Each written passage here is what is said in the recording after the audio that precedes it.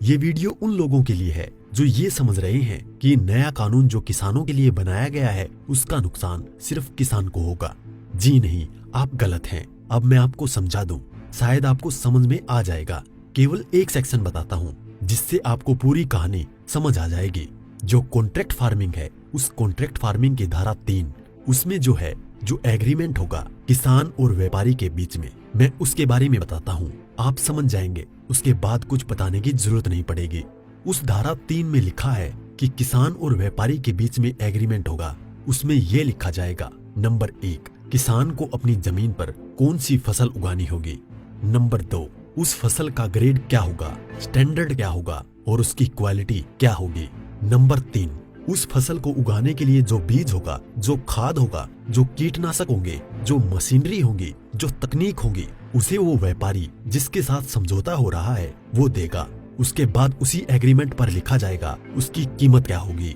जो फसल उगाएगा, जब फसल पक के तैयार हो जाएगी तो किस कीमत पर व्यापारी खरीदेगा, ये भी लिखा जाएगा। साथ में ये भी लिखा जाएगा कि इस फसल की कितनी बार चेकिंग होगी। तो बोते समय जब फसल बढ़ रही होगी उस समय, और जब फसल कट के व्यापारी खरीदेगा उस समय, 3 समय उसकी चेकिंग होगी। अब मैं आपको समझाता हूँ एक बहुत मोटे से उदाहरण से। समझो, ये मानिए कि इस कानून के हिसाब से पूरे देश की जमीन, पूरे देश के जो किसानों के पास जमीन है, उसका जो व्यापारी है उनसे एग्रीमेंट हो गया। व्यापारियों से एग्रीमेंट होने के बाद सारी जो फसल है वो कहाँ जाएगी, व्यापारी के घर में।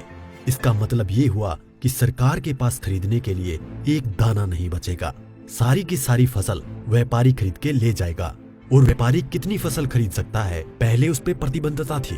अब आवश्यक पशु अधिनियम से वो बैरिकेड हटा दिए गए हैं। यानी कि जो एक लगा रखा था बैरियर कि इससे ज्यादा नहीं खरीद सकते, लिमिट लगा रखी थी, लिमिट को खत्म कर दी। इसका मतलब व्यापारी जितनी चाहे फसल खरीद के अपने गोदाम में रख सकता है।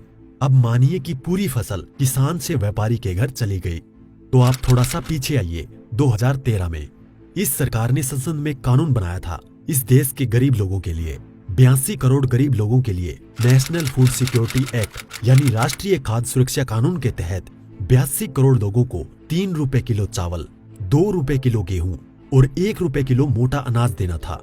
अब मैं आपसे सवाल पूछता हूँ, अब समझिए, आप सब कुछ जब सारा अनाज व्यापारियों के पास चला गया, सरकार के पास कुछ नहीं है, तो सरकार इन 82 करोड़ लोगों को कहां से अनाज दिलाएगी, पहले तो ये बताएं। इसका मतलब जो 82 करोड़ गरीब सरकार की मदद पर निर्भर था वो खत्म हो गया। मतलब आप कह रहे हैं कि किसानों के खिलाफ बिल है, किसानों की भलाई की बात कर रहे हैं, किसानों के खिलाफ लोग समझ रहे हैं। नहीं, ये पूरे देश के खिलाफ है। इससे 82 करोड़ गरीब खत्म। देश में 5 लाख जो राशन की दुकानें हैं वो भी खत्म। 5 लाख राशन की दुकानों में कुछ रोजगार भी मिलता होगा, वो भी खत्म। अब इसके बाद आप आ जाइए कि जब किसान को सारी चीजें, जो खाद भी है, बीज भी है, कीटनाशक भी है, मशीनें भी हैं, तकनीक भी है, वो व्यापारी जिससे समझौता हुआ है वो ही देगा। तो जो व्यापारी ये काम करते हैं, कोई खाद बेचता है, कोई बीज बेचता है, कोई मशीन बेचता है, तो कोई कीटनाशक बेचता है, वो व्यापारी भी खत्म। तो आपने व्यापारी खत्म कर दिए, गरीब मजदूर खत्म कर दिए, और किसानों को आपने बंधक बना दिया, मजदूर बना दिया, गुलाम बना दिया। कैसे? अब मैं बताता हूँ। जब किसान की जमीन पर एग्रीमेंट हो गया तो किसान चाहकर भी अपनी जमीन में मानो मक्का बोए हुए है, मक्के से एक बोटा तोड़ के नहीं खा सकता। आज की तारीख में तो खेत में जाओ और एक नहीं 10, 20, 50 जितने भुट्टे तोड़ के खाने हैं खाओ, खूब सेक के रिश्तेदारों को भी ले जाओ। साथ में गन्ना अगर बो रखा है, एक गन्ना नहीं खा सकता। क्यों? क्योंकि व्यापारी से समझौता है। अगर एक गन्ना टूट लिया तो फिर उसके बाद व्यापारी से लड़ते रहो, आप एसडीएम के यहाँ, एडीएम के यहाँ। मतलब ये है कि अपनी ही जमीन पर किसान अपने लिए, अपने बच्चों के लिए अगर मन करता है, जो फसल किसानों ने उगाई है, किसानों की मेहनत है, उसमें से एक दाना नहीं ले सकता। ऐसे कानून का क्या करेगा किसान? और इस कानून ने व्यापारी खत्म कर दिया, इस कानून ने मजदूर खत्म कर दिया, और साथ में जो किसान है, किसान को इतनी भी मोहलत नहीं दी गई। आज की तारीख में तो किसान किसी भी जगह से दूर जाकर, यहाँ से ठीक नहीं मिला तो वहां से ले, वहां नहीं मिला तो वहां से ले, यहाँ से कम नहीं मिला तो यहाँ से ले। खाद और बीज अपनी मर्जी से ले सकता है, इसके बाद नहीं, इसके बाद तो व्यापारी ही देगा। इसका मतलब ये हुआ कि चंद व्यापारियों के हाथ में पूरा देश जाने वाला है। और जब व्यापारी के साथ में समझौता हो गया तो कोई भी बैंक किसान को लोन नहीं देगा। इसका मतलब ये हुआ कि अगर उसे पैसे चाहिए किससे लेगा? एक ही रास्ता बचा है, उस व्यापारी से। तो सरकार कहती है कि जमीन नहीं जाएगी, तो ऐसे जाएगी जमीन। और उसी व्यापारी से जब वो कर्जा लेगा, धीरे धीरे कर्जा बढ़ता चला जाएगा और कर्जा बढ़ता चला जाएगा, व्यापारी का ब्याज बढ़ता चला जाएगा। लिहाजा जो किसान है अपनी ही जमीन उस व्यापारी को बेचने पर मजबूर हो जाएगा। अब थोड़ा सा पीछे जाओ, आपको ले जाता हूँ 1947 से पहले। उस समय क्या था? इस देश में जो साहूकार होते थे वो ऐसे ही करते थे। किसान को पैसा दिया, वो पैसे पे इतना ब्याज पर ब्याज पर ब्याज पर ब्याज किसान की पीढ़ियां गुजर जाती थी, कर्ज नहीं उतरता था और सारी जमीन जो है वो साहूकार के यहाँ पे चली जाती थी।